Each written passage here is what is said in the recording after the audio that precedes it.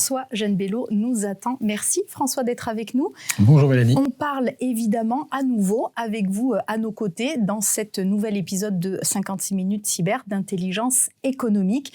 On le disait précédemment, on parlait de désinformation, on parlait effectivement de guerre cognitive, de guerre hybride et on l'évoquait anticiper. Se préparer, l'intelligence économique est un atout formidable. Aujourd'hui, il y a des risques croissants pour les entreprises. Est-ce qu'on arrive à avoir un baromètre ? Alors, c'est un peu plus compliqué que ça, malheureusement, c'est que c'est pas si binaire. L'intelligence économique, ça consiste à surveiller un environnement, c'est de maîtriser son écosystème informationnel. Donc en fait, on va certes regarder si dans les risques qu'on a préalablement identifiés, il existe des informations qui permettraient de voir si on est dans cette zone de risque, mais c'est également d'écouter un certain nombre de signaux faibles pour voir s'ils ne peuvent pas se transformer en risque. C'est donc avant qu'ils deviennent des risques. Et puis finalement, prendre le problème à l'envers pour dire qu'à chaque collecte de nouvelles informations, mesurer la dangerosité, mesurer s'il y a un risque qu'elle devienne un risque. Alors on dit que l'intelligence économique est un atout. Est-ce qu'on a aujourd'hui des exemples concrets qui permettent finalement de mieux comprendre ou de matérialiser en quoi elle a été utile et efficace ?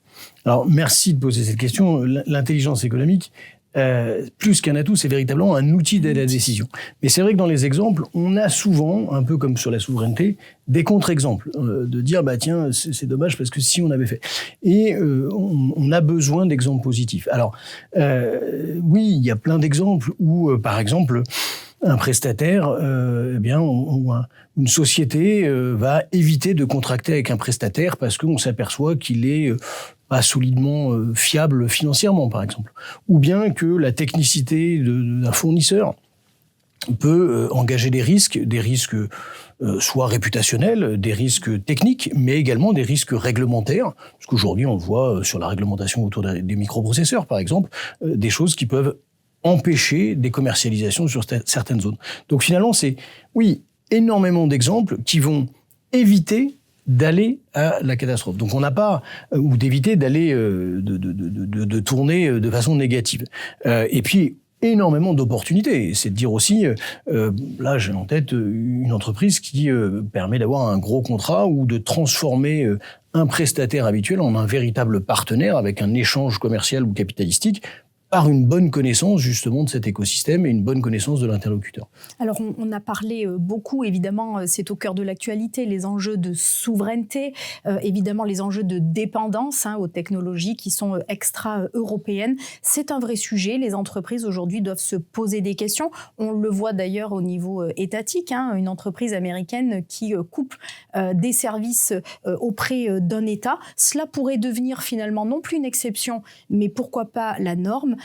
Comment aujourd'hui l'intelligence économique peut être un atout pour justement préparer cet après et en tous les cas anticiper les problèmes que revêt cette dépendance technologique aux entreprises extra-européennes ? Alors, le regarder avec le prisme de l'intelligence économique, cette problématique-là, c'est de se dire est-ce que je suis dépendant d'une technologie états-unienne ou d'un fournisseur ?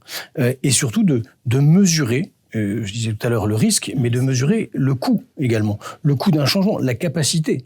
Et là, j'ai en tête, là aussi, un dirigeant d'entreprise qui a demandé à son DSI de changer tout son système informatique parce qu'il ne veut plus dépendre de grandes sociétés états-uniennes.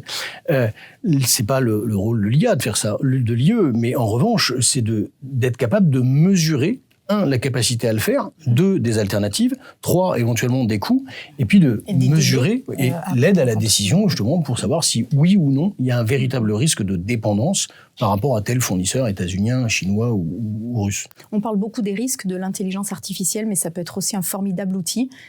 Et en matière d'intelligence économique, ça peut être effectivement un atout majeur. Alors, plus qu'un atout, encore là, l'intelligence artificielle, cette fois-ci, modifie considérablement, en fait, la façon dont on travaille avec l'information.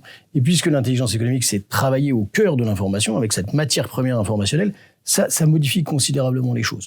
Aujourd'hui, nous, on est en train de revoir, ça fait 25 ans que je travaille dans ce domaine-là, on est en train de revoir toutes les méthodes et tous les outils qu'on utilise avec de l'IA inside, avec véritablement comment je vais pouvoir aller, grâce à l'IA, automatiser, comment je vais pouvoir aller plus vite sur des tâches qui sont chronophages, sur des tâches où finalement l'humain n'a pas énormément de valeur ajoutée.